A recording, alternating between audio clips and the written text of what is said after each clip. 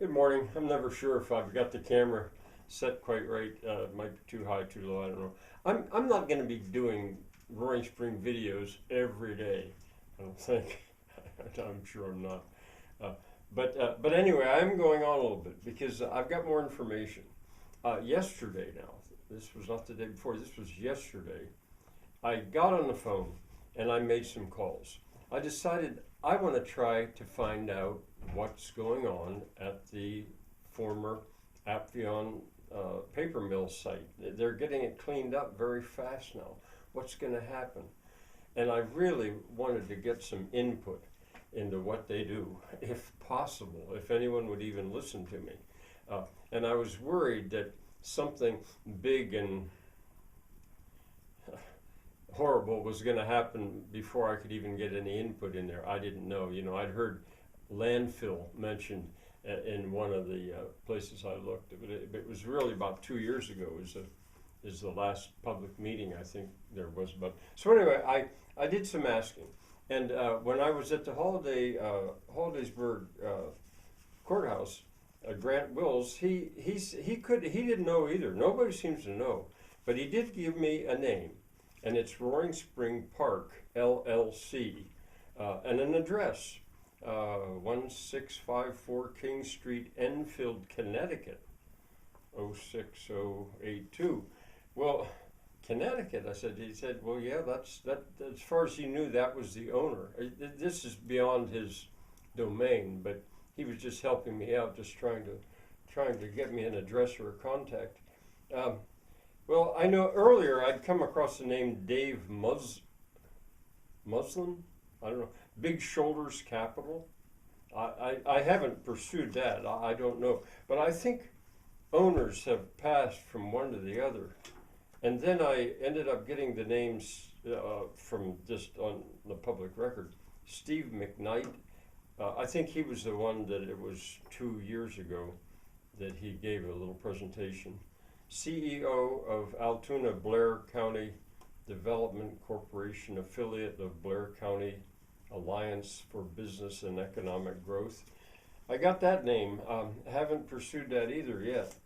But anyway, I kept calling, and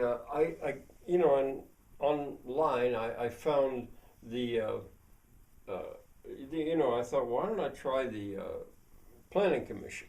And I looked, and Roaring Spring has a volunteer planning commission, but I don't think it's active right now. I'm just not sure. My sister is actually the secretary of it, but she said they haven't been meeting.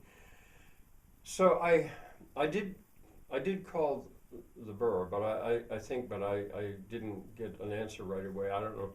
But so I went on to Hollidaysburg and went there. No, I think I was told at Roaring Spring that the Planning Commission business had been, they deferred to Hollidaysburg, or to the Blair County Planning Commission. And a woman there confirmed to me that there are a lot of small communities that have done something a little bit like that. Well, eventually, then when I called, I thought I'll be persistent, because I got one of those things where press 1, press 2, press 3, here's the person. I didn't know who I wanted to talk. I just wanted to talk to somebody. And I'd been there before. I remembered I'd tried before, and I left a message. I didn't get any response. So I tried that again, and I was going through the same thing. So, but then I wasn't going to give up. I tried again, and this time I pressed a different number. And I ended up getting a woman. I can't remember her name. She told me, but I can't remember her name. It was her office, and she was ultimately very helpful. She told me basically all she could. She hadn't been there in the morning because she had been at the meeting, which they have, I think, every 2 months or something like that. And they had just finished that meeting. The next one was in December. She told me the date. And I continued to ask her some questions. And she told me that I should get back to the Roaring Spring Borough Council. And I told her I was there and you know, and I was referred to Ewan's. I said Ewan's. I don't know what she thought of that, but since I didn't know exactly, it wasn't her.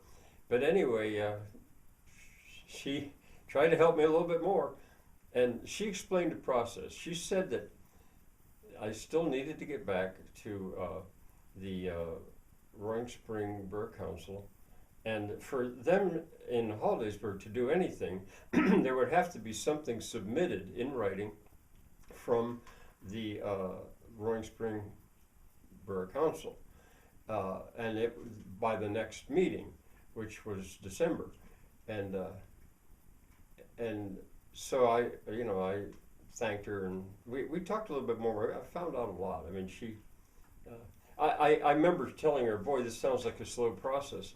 And she laughed at that, and she says, oh yes, it's government.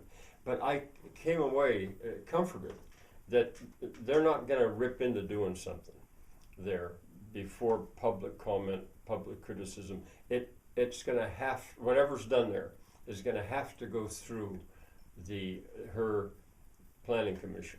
And so that's when I said, this is a slow process, isn't it? Yeah. So anyway, then I went back to try to contact the Borough Council, and I talked to a woman, Tina, who was an assistant, I think, and the best that she could do was, it was clear that Tim Musselman was the man that I really needed to talk to. He's the president of the Borough Council, and maybe he'll know more. But anyway, all this going around, I'm comforted that local people like me, I'm one of the things I asked her was, can I speak at the Borough Council, because I'm not a resident of the borough.